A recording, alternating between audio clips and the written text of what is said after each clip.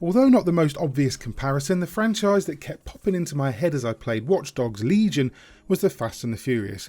Not because any of my characters looked at all like Natalie Emmanuel, sadly, and not because I exhibited the driving skills of Dom Toretto. I'm closer to Dastardly and Muttley if I'm honest, but rather because of the core concept of building a close-knit family of ordinary people with extraordinary skills. You know how Ludacris goes from being a chop shop mechanic to a world-class hacker and super spy with apparently zero training? That's almost every character in Watch Dogs Legion. The claim that you can play as anyone is almost absolutely true, with the necessary exception of a handful of villains and allies. Anyone else though is fair game. Even the mercenary cop who just chased you through the streets of London can be flipped and recruited if you know the right buttons to push. This mechanic is the beating heart of Legion, and while it's not perfect, for a few reasons that we'll come to, it's still an exceptionally well executed idea and one that deserves way more credit than I think many people are going to give it. Set in the near future, Legion revisits the Watch Dogs universe sometime after the events of the last game, but has relocated to the Big Smoke. The terrorist versus terrorist conflict that forms the spine of the story sees villainous anarchist group Zero Day facing off against Robin Hood outfit DedSec, as a spate of recent bombings by the former has given rise to Albion, a private military company that has stepped in to enforce its own brand of totalitarian rule. Once again, Ubisoft denies any political leanings or implications in a game that literally bleeds politics. It keeps the real-world analogies to an almost parody-like level, but it's impossible not to draw parallels to our own less than glowing timeline.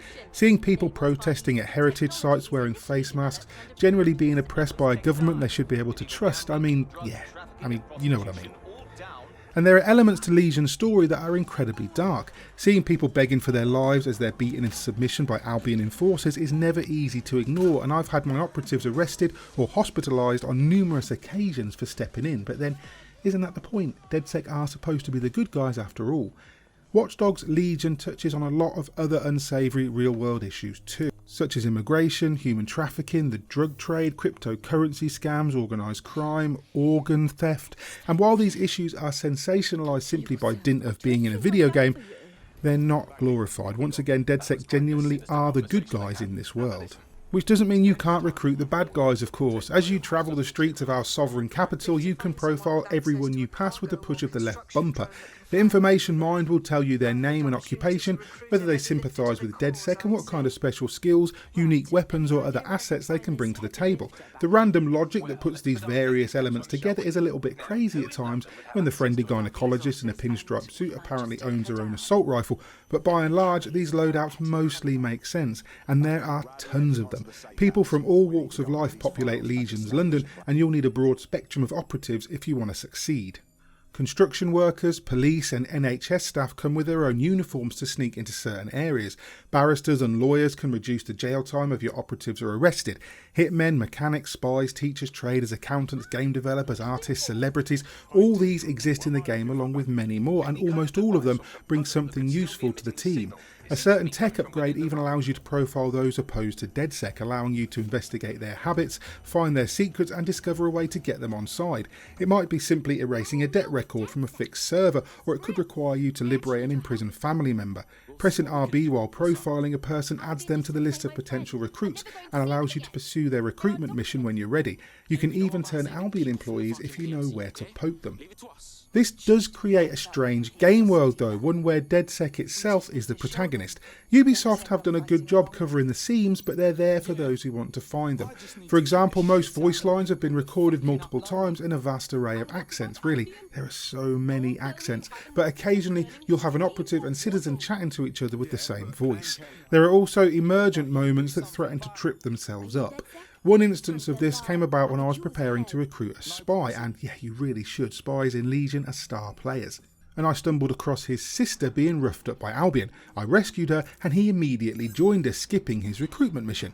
I assumed there would be unique dialogue between the two, so I recruited her and tested it, only to be disappointed when I reunited them and they acted like strangers. Now, I can't imagine the level of coding needed to create family systems in a game like this and the amount of unique dialogue it would require, but it still felt like a Chekhov's gun that no one fired. Primary objective in Watch Dogs Legion is to liberate 8 boroughs of central London by destabilising 3 enemy factions. That's Albion, the organised crime syndicate called Clan Kelly, and Zero Day. You do this by destroying propaganda, pasting up protest art, freeing key members of oppressed communities and hacking databases all over the city.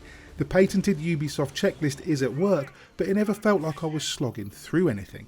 You don't need to level up your operatives beyond finding tech points to unlock and upgrade gadgets and techniques, so none of the content is randomly level gated and every operative has access to at least the basic levels of hacking and combat.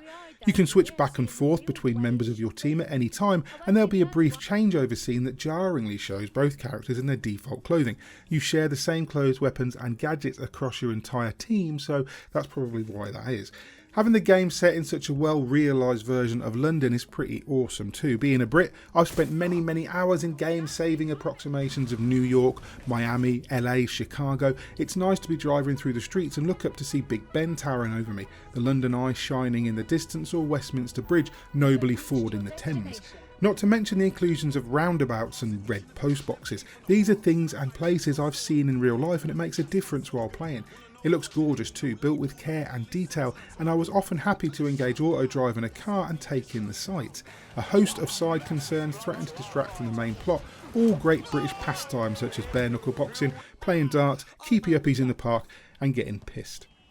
If one thing really lets it down, it's the voice work. Now, I'm all for diversity and inclusion, and like many big cities, London is a cultural melting pot, but there are so many accents, and while some of the delivery is good, I particularly liked some of the radio interviews and podcasts, some of it does feel a bit forced, and my god, the swearing.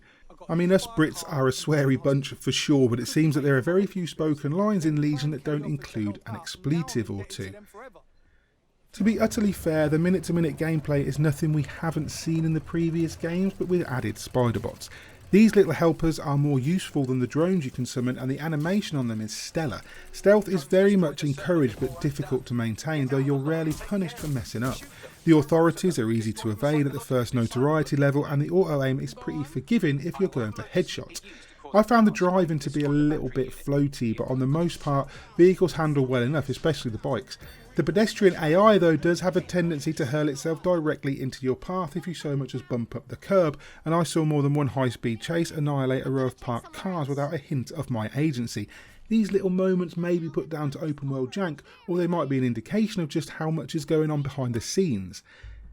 This being the near future, the skies above London are abuzz with drones capturing the news, delivering parcels or enforcing the law, and of course these can all be hacked and either commandeered or disabled. The big cargo drones can be hacked too, then summoned and ridden around far above the ground, allowing access to higher levels and rooftops. You can also intercept and complete deliveries for Parcel Fox, which rewards you with ETO, the cryptocurrency that has replaced sterling in Watch Dogs world. We should probably thank the debacle around Ghost Recon Breakpoint for the fact that monetization in Legion is so tacked on that it might as well not exist at all. I mean, that's for now. Obviously, Watch Dogs Online is yet to launch and that may change things, but right now there are hundreds of items of clothing you can buy in-game and share between your characters, and while there are premium operatives available as pre-order bonuses, they're completely non-essential to success, a far cry from Breakpoint's ridiculous storefront. Perhaps most importantly, at least to me, is the fact that there have only been maybe one or two other games this year that I've enjoyed playing quite as much as I've enjoyed Watch Dogs Legion. It has its fair share of Ubisoft jank here and there, and the checkbox structure will certainly cause a few eyes to roll, but the people who are likely to buy this game will already know what to expect in terms of quality and quantity, and I think even those people might be pleasantly surprised by just how good Legion is and just how much fun it is to exist in this world, and for that reason I'm going to score it an 8.5 out of 10.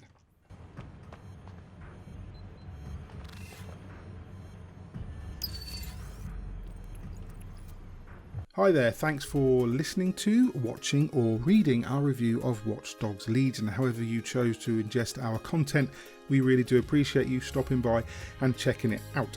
The game is out from Ubisoft on Xbox One, PlayStation 4 and PC, and I believe it's coming to PlayStation 5 and Xbox Series X and S at a later date. If you enjoyed the review, please consider hitting like and subscribe, maybe tagging that bell icon too so that you're kept up to date with all the reviews, previews, videos and what have you that we have in store. And with next gen coming, we have an awful lot in store over the next few weeks and months. We appreciate you stopping by. If you'd like to check out our Patreon, you can do that too. In the meantime, I've been Mick Fraser for God is a Geek, and you guys have been lovely. Bye.